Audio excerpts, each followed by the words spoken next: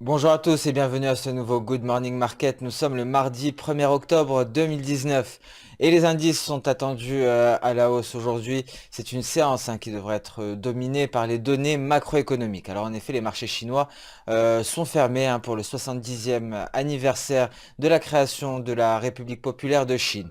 Donc focus sur les statistiques aujourd'hui, ça permettra notamment de se focaliser sur l'indice ISM manufacturier aux États-Unis. Donc selon le consensus, il devrait afficher un retour à la croissance donc de l'activité en question, l'activité manufacturière pour le mois de septembre. Alors il faudra tenir compte principalement des sous-composants de l'indice, principalement concernant l'emploi. Donc c'est ce qui retiendra l'attention des investisseurs. Si les données sont mitigées concernant l'emploi, cela devrait accroître la pression sur la Réserve fédérale américaine afin d'assouplir davantage sa politique monétaire. Et à noter notamment que nous terminerons la semaine avec les chiffres du NFP aux États-Unis, donc les chiffres de l'emploi non agricole. Sur le volet des matières premières à présent, selon une enquête Reuters, la production de l'OPEP est tombée en septembre à 28,9 millions de barils par jour, son plus bas niveau depuis 2011.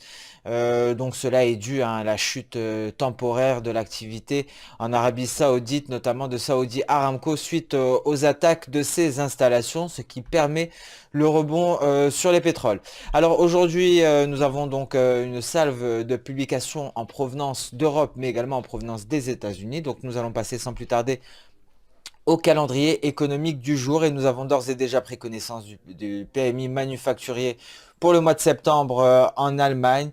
Donc retombée supérieure aux attentes à 41,7 contre 41,4 pour le consensus. Alors il faut savoir que ça n'a pas eu un énorme impact. Pourquoi? Car c'est le chiffre définitif. Donc nous avons d'ores et déjà pris connaissance d'estimations précédemment. Alors nous avons pris connaissance également en France de ce même PMI manufacturier et donc celui-ci est en dessous des attentes à 50,1 contre 50,3 attendus. Nous allons voir l'impact sur le CAC 40.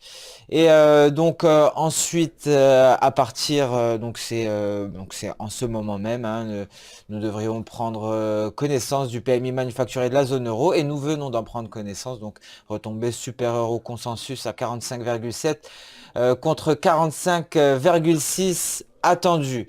Et au Royaume-Uni également, avant cela, à 10h15, nous prendrons connaissance du discours de Charles Evans de la Réserve fédérale américaine. Et à 10h30 au Royaume-Uni, nous prendrons connaissance du PMI manufacturier pour le mois de septembre. Alors il faut savoir que le Royaume-Uni ne publie pas de PMI préliminaire et donc la publication d'aujourd'hui devrait avoir un impact sur le GBP. Alors une baisse à 47,4 points. Une baisse à 47 est attendue actuellement contre 47,4 précédemment. À noter que nous prendrons connaissance également aujourd'hui de la décision concernant le Brexit.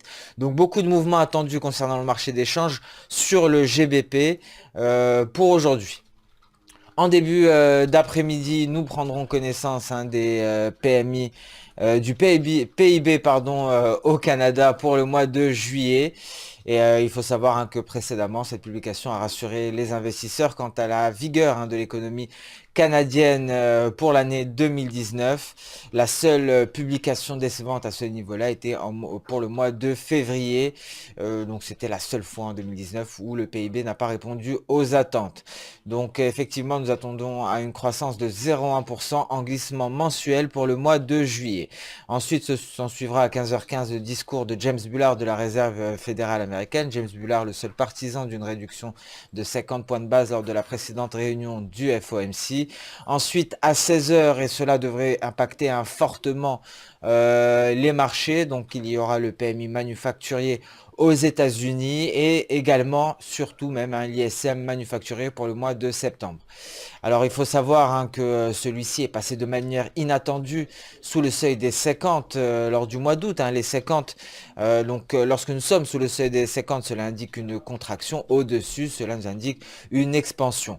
Alors donc cette mesure est également en déclin depuis plus d'un an.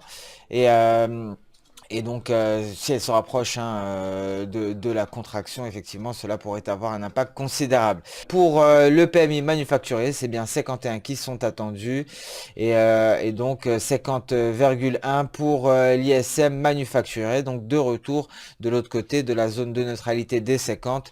C'est bien et bien donc une expansion qui est attendue et qui devrait être saluée par Wall Street, étant donné que le conflit commercial est laissé de côté. Donc, ce seront les fondamentaux qui devraient dominer les marchés.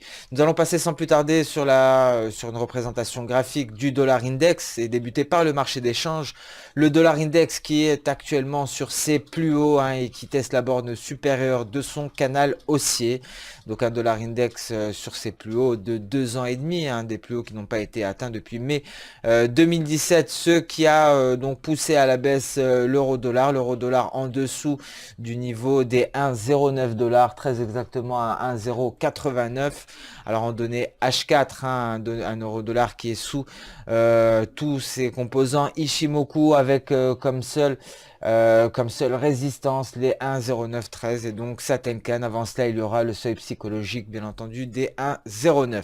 Alors les publications d'aujourd'hui influeront énormément sur la paire, que ce soit les publications en provenance de la zone euro qui pourraient donc permettre à l'euro de retrouver des couleurs, mais également les données en provenance des États-Unis. Si celles-ci sont décevantes, cela permettrait un repli de l'euro-dollar. Donc nous garderons un œil aujourd'hui sur la paire majeure en vue des différentes publications. Concernant les indices boursiers, notamment le DAX qui se replie légèrement suite aux dernières publications dont nous avons pris connaissance il y a quelques minutes. Alors donc effectivement nous assistons actuellement à un repli de 50 points de la part du DAX allemand, un DAX allemand qui revient tester ici Satenkan en données H4. Le CAC 40 également en repli face à la publication des PMI manufacturiers en France. Donc nous pourrons constater cela sur un graphique de très court terme ici, net repli sur le CAC 40 qui vient rechercher ses niveaux de la veille. Les indices américains sont attendus en territoire positif, donc une petite pause concernant le conflit commercial, étant donné que les marchés sont fermés en Chine suite au 70e anniversaire de la République populaire de Chine. Donc des indices américains attendus en territoire positif aujourd'hui, mais des marchés qui seront tout de même dictés par les ISM et PMI dont nous prendrons connaissance cet après-midi. Alors en données H4, le S&P 500 a invalidé sa sortie de nuages. Cela est très certainement dû à une lagging span qui n'est pas parvenue à franchir sa SSB et sa Kijun. Donc voilà pour le S&P 500. L'US 100 quant à lui en données H4 a refusé ici de franchir une SSA, donc son bas de nuages, et se dirige tout droit vers sa Tenkan en données H4. Alors sur le volet des matières premières, alors nous allons faire un focus ici sur le repli de l'or. Alors l'or qui perd du terrain, et effectivement cela valide ici le franchissement de la ligne de coup sur cette épaule tête-épaule, donc un franchissement de la ligne de coup largement validé. Un gold qui évolue actuellement à l'intérieur de son nuage en données journalières avec pour prochain obstacle, prochain support, les 1450 $ l'once. Alors en données H4, l'or qui a franchi tous ses supports présente actuellement un prochain support à 1460 $. C'est très exactement le support sur lequel se trouve le gold actuellement. Le prochain support à 1455 $ l'once. Le WTI rebondit sur le retracement des 23,6% de Fibonacci, donc un rebond après avoir comblé dans un premier temps le gap haussier qui avait fait suite aux attaques des installations pétrolières de Saudi Aramco. Après également un franchissement de cette SSB qui avait maintenu les cours pendant 4 séances d'affilée lors de la 4e séance.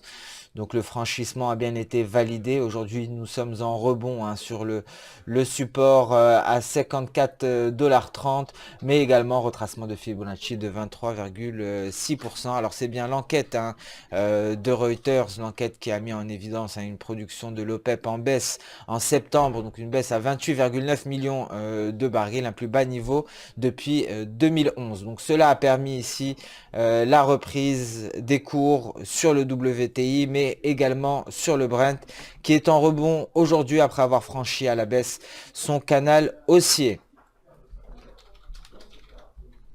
Ce Good Morning Market touche à sa fin. Je vous remercie de l'avoir suivi avec attention. Je vous donne rendez-vous dès demain pour un nouveau point marché. En attendant, je vous souhaite une excellente journée, une bonne séance de trading. N'hésitez pas à liker, commenter ou même partager cette vidéo.